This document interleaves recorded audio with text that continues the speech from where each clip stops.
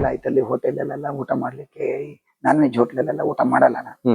ಶೆಟ್ರಾದ್ರೂ ಸಹ ವೆಜ್ ಪ್ರಿಯ, non veg ಮಾಡಲ್ಲ ನಾನು ನಮ್ಮ ಮನೆಯವರೆಲ್ಲ ತಿನ್ನೋದಿಲ್ಲ. ಹಾಗಾಗಿ ನಮ್ಗೆ ನಾನ್ ವೆಜ್ ಹೋಟೆಲ್ ಊಟ ತಿಂಡಿ ಅನ್ಕೂಲೆ ನಮ್ಗೆ ಹಿಡ್ಸೋದಿಲ್ಲ.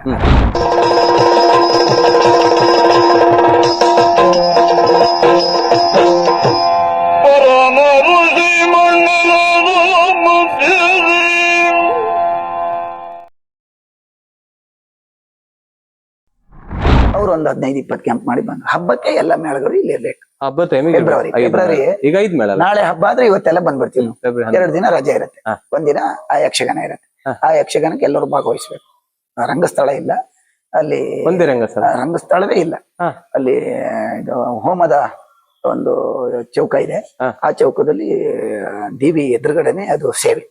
ಬರೀ 2 ಮಂಚ ಹಾಕ್ತಾರೆ, ಎಲ್ಲರೂ ಭಾಗವಹಿಸ್ಬೇಕು. ಎಲ್ಲರೂ ಅಂದ್ರೆ ಒಂದೊಂದು ಸ್ವಲ್ಪ ಎಲ್ಲರೂ ಒಂದ್ ಸೇವೆ ಮಾಡೋದು, ಸೇವೆ ಅದು ಬಾರ್ದು ಇದ್ರ ರಜೆ ಹಾಕ್ತಾರೆ. ಯಾಕಂದ್ರೆ ಸೇವೆ ಅಂತ ಕಡೆಗಣಿಸಿ ಕಲಾವಿದರು ಹೆಚ್ಚಿನವ್ರು ಬರೋದಿಲ್ಲ.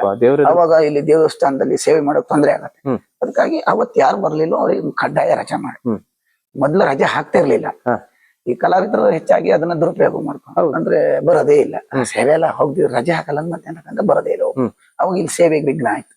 ಅದನ್ನ ಮನಗಂಡವರು ದೇವಸ್ಥಾನದವರು ಎಲ್ಲರಿಗೂ ರಜೆ ಬಾರ್ದಿದ್ದವ್ರಿಗೆ. ಅದಕ್ಕೆ ನಾವು ಹೆಚ್ಚಿನವ್ರು ಬರ್ತೀವಿ.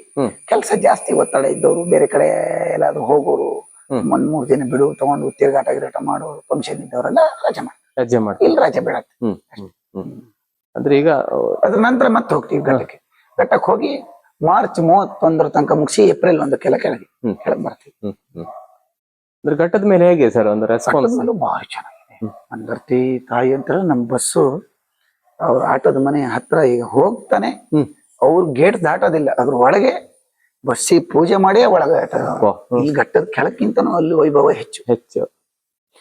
ಸಾಧಾರಣ ಒಂದು ಮನೆ ಮಂದಿ ಒಂದು 20-25 ಜನ ಹೆಂಗಸರು ಗಂಡಸರು ಆಟ ಆಡ್ಸೋ ಮನೆಯವರು ಬಂದು ಪೂಜೆಗೆ ಒಂದು ಕಾಯಿ ಹೊಡೆದು ಹೂವೆಲ್ಲ ಬಸ್ಸಿಗೆ ಮುಡಿಸಿ ನಂತರ ಬಸ್ಸನ್ನ ಒಳಗೆ ಆಟ ಮುಗಿದು ಬೆಳಿಗ್ಗೆನು ಕೆಲವರು ಹೊರಡುವ ಸಮಯದಲ್ಲಿ ಅದೇ ರೀತಿ ಪೂಜೆ ಮಾಡಿ ಕಳಿಸ್ತಾರೆ. ಡ್ರೈವರಿಗೆ ಏನಾದ್ರು ಒಂದು ಕಾಣಿಕೆ ಕೊಡೋದು, ಇದೆಲ್ಲ ಅಲ್ಲ ಅದೊಂದು ಗ್ರೇಟ್ ಸರ್ ನಿಜವಾಗಿ. ಅಂದ್ರೆ ನಿಜ ಇಲ್ಲಿ ಭಕ್ತಾಭಿಮಾನಿಗಳು ಬಹಳಷ್ಟು ಜನ ಬರ್ತಾರೆ ಘಟ್ಟದ ಮೇಲೆ. ಮಂದರ್ತಿ ನಂಬಿದವರು ತುಂಬಾ ಜನ ಇದ್ದಾರೆ. ಅಮ್ಮನ್ ನಂಬಿದವರು ಯಕ್ಷಗಾನ ಪ್ರಿಯೆ. ಹೌದು ಸರ್. ಒಕ್ಕಲಿಗ ಗೌಡ್ರು ಇದಾರಲ್ಲ, ಹೌದು, ಅವರಿಗೆ ಅಚ್ಚುಮೆಚ್ಚಿನ ದೇವಿಯೇ ಮಂದರ್ತಿ ದುರ್ಗಾ ಪರಮೇಶ್ವರಿ.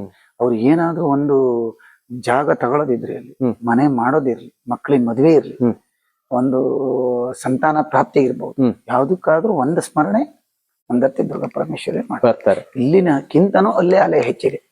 ಚಿಕ್ಕಮಂಗ್ಳೂರು ಜಿಲ್ಲೆ ತನಕ, ಕಡೂರು ತನಕ ಹೋಗ್ತೀವಿ ನಾವು. ಭದ್ರಾವತಿ ಎಂಡ್ ತನಕ ಹೋಗ್ತೀವಿ, ಈ ಕಡೆ ಸೊರಬ ತನಕ ಹೋಗ್ತೀವಿ. ಅಲ್ಲಿ ತನಕ ಮಹಿಮೆ ಮಂದರ್ತಿ ಮಹಿಮೆ ನೋಡಿ ಎಷ್ಟಿದೆ, ವಿಸ್ತಾರ. ಮಂದರ್ತಿ ಇದೆಯಲ್ಲ, ಮತ್ತೆ 25 ವರ್ಷದ 5 ಜಿಲ್ಲೆ ಉತ್ತರ ಕನ್ನಡ ಜಿಲ್ಲೆಯಲ್ಲಿ ಆಗತ್ತೆ. ಉತ್ತರ ಕನ್ನಡ ಜಿಲ್ಲೆ, ಶಿವಮೊಗ್ಗ ಜಿಲ್ಲೆ, ಮಂಗಳೂರು ಜಿಲ್ಲೆ, ಉಡುಪಿ, ಚಿಕ್ಕಮಗಳೂರು ಜಿಲ್ಲೆ, 5 ಜಿಲ್ಲೆಯಲ್ಲಿ ಆಗುವಂತ ಯಕ್ಷಗಾನ ಅಂದ್ರೆ ಮಂದರ್ತಿ. ಎಲ್ಲ ಮೇಳಗಳು ಹೋಗ್ತವೆ? ಹೋಗಲ್ಲ, ಹೆಚ್ಚಿನ ಮೇಳಗಳು 5 ಜಿಲ್ಲೆ ನಿಮ್ಮ 5 ಮೇಳಗಳು ಹೋಗ್ತವೆ. ಹಾಗೆ ಸರ್. ಅಂದ್ರೆ ಮತ್ತೆ ನಿಮ್ಮ ಈ ಮಳೆಗಾಲದಲ್ಲಿ ನೀವು ಬೇರೆ ಯಾವ ಇದಕ್ಕೂ ಹೋಗುದಿಲ್ಲ ಸರ್? ಸಂಘ ಕರೀತಾರೆ, ನನ್ ಮನೆ ಕಡೆ ಪ್ರವಾಸಿ ಮೇಳ ಯಾವ್ದಿಲ್ಲ, ಯಾವ್ದಕ್ಕೆಲ್ಲ ಹೋಗ್ತಿಲ್ಲ. ಮೊದ್ಲು ಒಂದ್ ಕಾಲದಲ್ಲಿ ಹೋಗಿದ್ದೆ. ಯಾವ್ದಕ್ ಹೋಗಿದ್ರಿ ಸರ್? ಹೀಗೆ ಮಳೆಗಾಲ ಒಂದು ಟೀಮ್ ಮಾಡಿದ್ರು, ಅದ್ರಲ್ಲಿ ಒಂದ್ 10 ದಿನ ಹೋದೆ. ಯಾವ ಟೀಮ್ ಸರ್ ಅದು? ಅಲ್ಲಿ ಮಹಾಗಣಪತಿ ಟೀಮ್ ಅಂತ, ಅಲ್ಲಿ ಸಿದ್ದಾಪುರದವರು ಒಬ್ರು ಮಾಡಿದ್ರು. ಇಲ್ಲಿ ದಕ್ಷಿಣ ಕನ್ನಡ ಸಿದ್ದಾಪುರ ಹೊಸಂಗಡಿ ಟೀಮ್ ಇತ್ತು. ನಂಗೆ ಮಳೆಗಾಲ ತಿರ್ಗಾಡ್ದಲ್ಲಿ ನಂಗೆ ವ್ಯವಸ್ಥೆ ಆಗೋದಿಲ್ಲ. ಒಂದು ವ್ಯವಸ್ಥೆಯಲ್ಲಿ ಬದುಕಿದವ್ರ ಬರ್ತಾನೆ ಇದ್ರು, ವ್ಯವಸ್ಥೆ ನಮ್ಗೆ ಸರಿ ಇರ್ಬೇಕು. ನಂಗೆ ಅಲ್ಲಿ ಊಟ ಉಪಚಾರಗಳೆಲ್ಲ ಎಲ್ಲ ಕಡೆ ಆಗೋದಿಲ್ಲ. ಎಲ್ಲ ಐತಲ್ಲಿ ಹೋಟೆಲ್ ಊಟ ಮಾಡ್ಲಿಕ್ಕೆ, ನಾನ್ ವೆಜ್ ಹೋಟೆಲ್ ಊಟ ಮಾಡಲ್ಲ ನಾನು. ಶೆಟ್ರಾದ್ರೂ ಸಹ ವೆಜ್ ಪ್ರಿಯ, ನಾನ್ ವೆಜ್ ಮಾಡಲ್ಲ ನಾನು ನಮ್ಮ ಮನೆಯವರೆಲ್ಲ ತಿನ್ನೋದಿಲ್ಲ. ಹಾಗಾಗಿ ನಮ್ಗೆ ನಾನ್ ವೆಜ್ ಹೋಟೆಲ್ ಊಟ ತಿಂಡಿ ಅನ್ಕೂಲೆ ನಮ್ಗೆ ಹಿಡ್ಸೋದಿಲ್ಲ, ಆರೋಗ್ಯಕ್ಕೆ ಆಗೋದಿಲ್ಲ. ಅದಕ್ಕಾಗಿ ನಮ್ ಮಳೆಗಾಲ ತಿರ್ಗಾಟ ನಮ್ಗೆ ಯೋಗ್ಯ ಅಲ್ಲ ಅಂತ ನಾನು ಮಳೆಗಾಲ ತಿರ್ಗಾಟಕ್ಕೆ ಹೊರಗಡೆ ಎಲ್ಲೂ ಹೋಗೋದಿಲ್ಲ. ಒಂದೊಂದ್ ಫಂಕ್ಷನ್ ಬೆಂಗಳೂರಿಗೆ 1-2 ಕಾರ್ಯಕ್ರಮಕ್ಕೆ ಹೋಗಿದ್ದು ಅಷ್ಟೇ. ಅದು ಈಗ ಅದನ್ನು ಬಿಟ್ಟೆ, ಆಗಲ್ಲ, ನಮ್ಮ ಪುರೈಸರ್ ಲಾಸ್ ಆಗತ್ತ. 3-4 ದಿನ ನಷ್ಟ ಆಗತ್ತೆ ಒಂದ್ ಕಾರ್ಯಕ್ರಮಕ್ಕೆ, ಬೇಡ ಅಂತ. ಮತ್ತೆ ಸರ್ ತಮಗೆ ಮದುವೆ ಆಗಿದೆ, ಮಡದಿ ಮಕ್ಕಳ ಬಗ್ಗೆ? ಮಡದಿ ಸುಜಾತ ಅಂತ. ಎಲ್ಲಿನವ್ರು ಸರ್? ಅವರು ಇಲ್ಲಿ ಹೊಸಂಗಡಿಯವರು ಮೂಲ. ಈಗ ಅವ್ರಪ್ಪ ಸಾಗರದ ಹತ್ರ ಒಂದು ರೋಡ್ ಪಕ್ಕ ಒಂದು ಜಮೀನ್ ತಗೊಂಡು ಅಲ್ಲಿ ಮನೆ ಮಾಡ್ಕೊಂಡು ಒಳ್ಳೆ ಅನುಕೂಲದವ್ರು ಚೆನ್ನಾಗಿದ್ದಾರೆ. ನಮ್ಮ ಒಂದು ಶಿಸ್ತು ನೋಡೇ ನಮ್ಗೆ ಅವ್ರನ್ನ ಮದುವೆ ಮಾಡ್ಕೊಟ್ಟಿದ್ದಾರೆ. ಶ್ರೀಮಂತಿಗೆ ನೋಡ್ಕೊಟ್ಟಿದ್ದಲ್ಲ, ಸ್ವಲ್ಪ ಶಿಸ್ತಿದ್ದಾರೆ ಹುಡುಗ ಅಂತ ಹೇಳಿ. ಸ್ವಲ್ಪ ಅವರು ಒಳ್ಳೆ ಅವರು ಸ್ವಲ್ಪ ಕಂಟ್ರಾಟ್ ಎಲ್ಲ ಮಾಡ್ತಾರೆ, ಚೆನ್ನಾಗಿದ್ದಾರೆ ಅವ್ರ ತಂದೆಯವರು. ಹಂಗಾಗಿ ಒಳ್ಳೆ ನಮ್ಮ ಹೆಂಡತಿಯಾಗಿ ವಿದ್ಯೆ ಸ್ವಲ್ಪ ಕಡಿಮೆ, ಒಂದು 8-9 ಓದಿದ್ದಾಳೆ. ಶಿಸ್ತುಬದ್ಧವಾದ ಒಂದು ನಡೆ ನೋಡಿ ಅವರು. ಅವ್ರು ಎಷ್ಟು ಜನ ಮಕ್ಕಳು ಸರ್? ಅವರು 3 ಜನ, ಒಂದು ಗಂಡು ಅಣ್ಣ, ಅವ್ರ ಹೆಸರೇನು? ವಿಶ್ವನಾಥ್ ಶೆಟ್ಟಿ ಅಂತ. ನಂತರ ಸುಜಾತ ಅಂತ ಇವಳು ತಂಗಿ ಸಂಗೀತ ಅಂತ. ಅವ್ರ ಗಂಡ ಬೆಂಗಳೂರು ಇಂಜಿನಿಯರ್. ಅವ್ರು ತುಂಬಾ ಅನುಕೂಲ ಇದ್ದಾರೆ ಅಲ್ಲಿ ಬೆಂಗಳೂರಲ್ಲೂ ಮನೆಗೇನೆ ಮಾಡ್ಕೊಂಡು. ಒಳ್ಳೆ. ಮತ್ತೆ ಅವ್ರಿಗೆ ಯಾರಿಗೆ ಯಕ್ಷಗಾನ ಆಸಕ್ತಿ ಇಲ್ಲ? ಯಕ್ಷಗಾನ ಪ್ರಿಯರ್, ನೋಡೋ ಪ್ರಿಯರ್ ಅಷ್ಟೇ, ಆಸಕ್ತಿ ಇಲ್ಲ. ಭಾವನಂಟಲ್ಲ ಯಕ್ಷಗಾನ ತುಂಬಾ ನೋಡ್ತಾನೆ, ಸಿಕ್ಕಾಬಟ್ಟೆ. ಒಂದ್ ಯಕ್ಷಗಾನ ನಮ್ ಮಂದರ್ತಿ ಮೇಳ ಅಲ್ಲಿ ಘಟ್ಟಕ್ಕೆ ಹೋಯ್ತಂತಾರ ಒಂದ್ 10 ಆಟ ಆದ್ರೂ ನೋಡ್ತಾನ. ಬರ್ತಾರೆ ಒಂದಷ್ಟು ನೋಡ್ಕೊಂಡೆ, ಬಂದ ಮೇಲೆ ಅಷ್ಟು ನೋಡೇ ಹೋಗೋದು ಆತರ ಬರ್ತಾನೆ. ನಮ್ಮ ಆಟ ಅಂತಲ್ಲ, ಬೇರೆ ಮೇಳದ ಆಟ ಆದ್ರೂ ಹೋಗ್ತಾರ. ಅಲ್ಲಿ ಎಲ್ಲೂ ಆಜುಬಾಜಲ್ಲಿ ಮಾರುತಿಪುರ ಮತ್ತು ಬಟ್ಟೆಮಲಪ್ಪ, ಸಾಗರ ಎಲ್ಲ ಆಟ ಆದ್ರೂ, ಅನಂತಪುರ ಎಲ್ಲ ಆಟ ಆದ್ರೂ ಹೋಗ್ತಾನ. ಪೆರಡು ಮೇಳ, ಸಾಲಿಗ್ರಾಮ ಎಲ್ಲ ಮೇಳದ ಆಟಕ್ಕೂ ಹೋಗ್ತಾನೆ. ಬರೀ ಸ್ವಲ್ಪ ಯಕ್ಷಗಾನ ಪ್ರಿಯ. ಮತ್ತೆ ಮಕ್ಕಳು ನನಗೆ 2 ಗಂಡ್ ಮಕ್ಳು, ಮಗು ಇಲ್ಲ. ಗಂಡ್ ಮಕ್ಳು. ಒಬ್ಬ ಸೆಕೆಂಡರಿ ಮುಗಿಸಿ ಈಗ ಇಂಜಿನಿಯರ್ ಕೋರ್ಸಿಗೆ ಅಂತ ಬೆಂಗಳೂರಿಗೆ ಇದ್ ಮಾಡಿದ್ದಾನೆ. ಏನ್ ಹೆಸರು ಸರ್? ನೂತನ್ ಅಂತ. ಇನ್ನೊಬ್ಬ ನಮಿತ್ ಅಂತ, ಅವನು 9th ಓದ್ತಾ ಇದ್ದಾನೆ. ಎಲ್ಲಿ ಸರ್? ಅವರು ರಾಮಕೃಷ್ಣ ವಿದ್ಯಾಲಯ ಅಂತ ಹೇಳಿ ಹೊಸನಗರ. ಇಬ್ರು ಖಾಸಗಿ ಶಾಲೆಯಲ್ಲೇ ಓದಿದ್ದೀನಿ ಸ್ಟಾರ್ಟಿಂಗ್. ನಾನು ಸರ್ಕಾರಿ ಶಾಲೆಯಲ್ಲಿ ಎಜುಕೇಶನ್ ಕೊಟ್ಟಿದ್ದೀನಿ. ಕೊಟ್ಟಿದ್ದೀನಿ. ಇನ್ನೊಂದು 5 ವರ್ಷ ಕಳೆದ್ರೆ ನಿಮ್ ತಲೆ ಬಿಸಿ ಇಲ್ಲ, ಮಕ್ಕಳು ಸೆಟ್ಲ್ ಆಗ. ದೊಡ್ಡ ಮಗನಿಗೆ ವಿದ್ಯಾಭ್ಯಾಸ ತುಂಬಾ ಕಷ್ಟದಲ್ಲಿ ಕೊಟ್ಟಿದ್ದೀನಿ.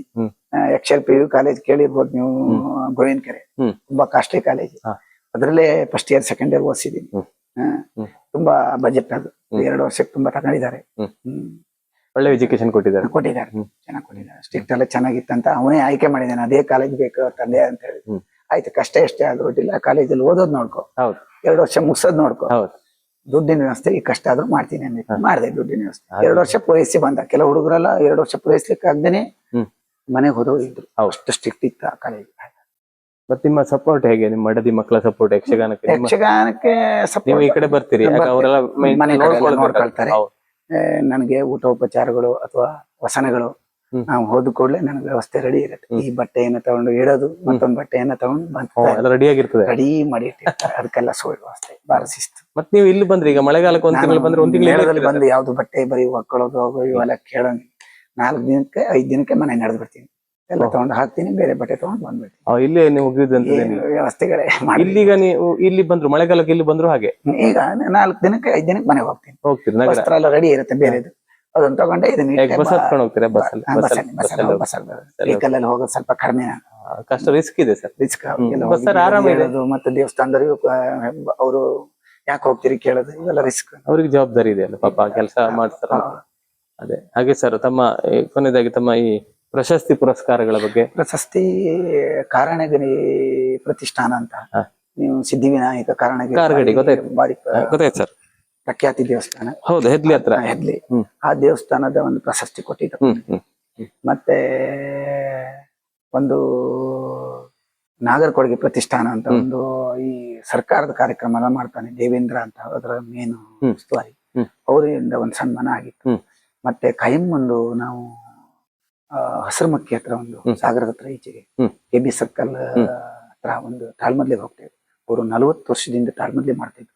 ನಾ ಯಕ್ಷಗಾನ ಕಲ್ತು 6ನೇ ವರ್ಷದಿಂದನೂ ನಾ ಅಲ್ಲಿ ತಾಳ್ಮದ್ಲಿಗೆ ಹೋಗ್ತಾ ಇದ್ದೀನಿ. ಈಗ್ಲೂ ಹೋಗ್ತಾ ಇದ್ದೀನಿ. 1 ವರ್ಷ ಹೋಗಿದ್ದಿಲ್ಲ. ಅಲ್ಲಿ ಹೋಗ್ಲಿಲ್ಲ ಅಂದ್ರೆ ಅವ್ರು ತಾಳ್ಮದ್ಲಿ ನಿಲ್ಲಿಸ್ತಾರೆ.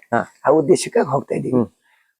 ಅವ್ರ ಮನೆಯಲ್ಲೂ ಎಷ್ಟು 30ನೇ ವರ್ಷನೋ 35ನೇ ವರ್ಷದಲ್ಲಿ ಸನ್ಮಾನ ಮಾಡಿದ್ರು. ಎಲ್ಲಾ ಕಲಾವಿದರಿಗೂ ಮಾಡ್ತಾ ಇರ್ತಾರ, ಅವ್ರು ನಂಗೂ ಮಾಡಿದ್ರು.